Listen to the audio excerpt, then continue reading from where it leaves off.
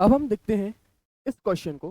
पहले इस क्वेश्चन को हम पढ़ते हैं। तो वो कह रहा था standard entropies of x2 y2 xy3 are 60 40 50 joule पर केल्विन पर mole respectively for the reaction. ये रिएक्शन दे रखी है और हमने क्या लगाया कि इक्विलिब्रियम पे ये रिएक्शन चल रही है, हमें टेम्परेचर बता दीजिए कितना होगा। तो पहले मुझे जो पता होना चाहिए उसके पीछे कंसेप्ट पता होना चाहिए। जो इसमें छोटा सा कंसेप्ट यूज होने वाला है वो है डेल्टा जी बराबर delta H minus T delta S. इसे हम सब लोग जानते हैं, हमें ये पता होना चाहिए पहला।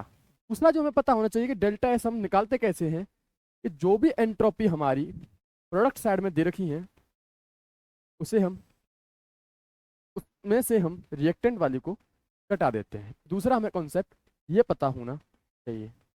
तीसरा जो हमें पता होना चाहिए वो ये पता होना चाहिए कि इक्विलिब्रियम पे जो डेल्टा जी की वैल्यू जो होती है वो हमारी जीरो होती है। डेल्टा जी टू जीरो इस पे एट इक्विलिब्रियम। इक्विलिब्रियम पे डेल्टा जी की वैल्यू जो होती है वो जीरो होती है। इस कॉन्सेप्ट को हम लगाएंगे और हमारे पास जो हमारा डिजायर्ड आंसर जो आना चाहिए वो हमारे पास आएगा।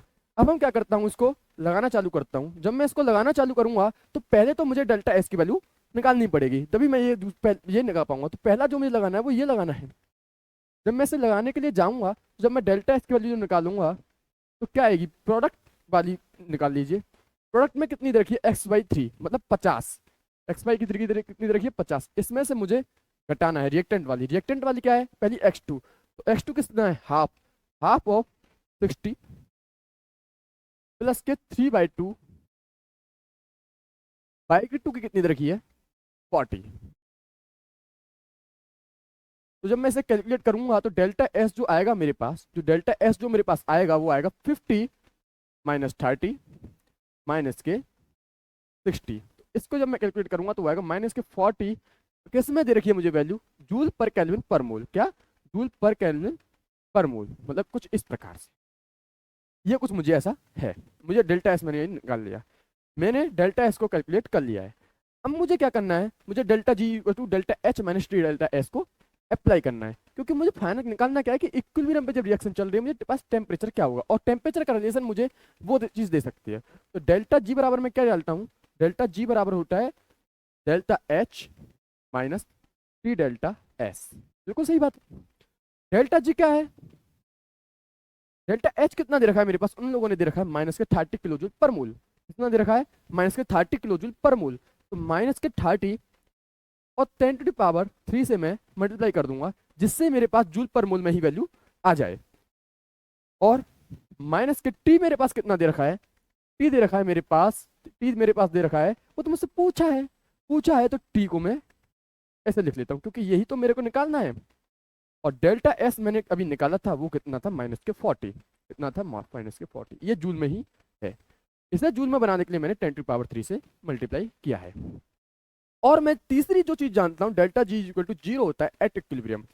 डेल्टा जी इक्वल टू क्या होता है, यहां से मैंने क्या किया, डेल्टा जी की वैल्यू निकाल ली। तो तीसरी चीज जो मैं जानता हूँ वो ये है कि delta G is equal to zero होता है किस पे, एट इक्विलिब्रियम पे। बिल्कुल सही बात बोली सर आपने। तो डेल्टा जी बराबर जीरो होगा तो मैं इसे जीरो रख देता हूँ। तो जीरो रख दूंगा तो क्या आएगा, zero is equal to minus के 30 1 2 3 इज इक्वल टू प्लस के टी इंटू 40। थोड़ा सा और अरेंज करते हैं इसको, तो ये क्या हो जाएगा, वो हो जाएगा डिवाइड बाय 40। सही बात है ना, बिल्कुल हाँ। और ये कितने बराबर आएगा, टेम्परेचर। जब मैं इसे कैलकुलेट करूंगा तो वो आएगा 750 केल्विन। कितना, 750 केल्विन।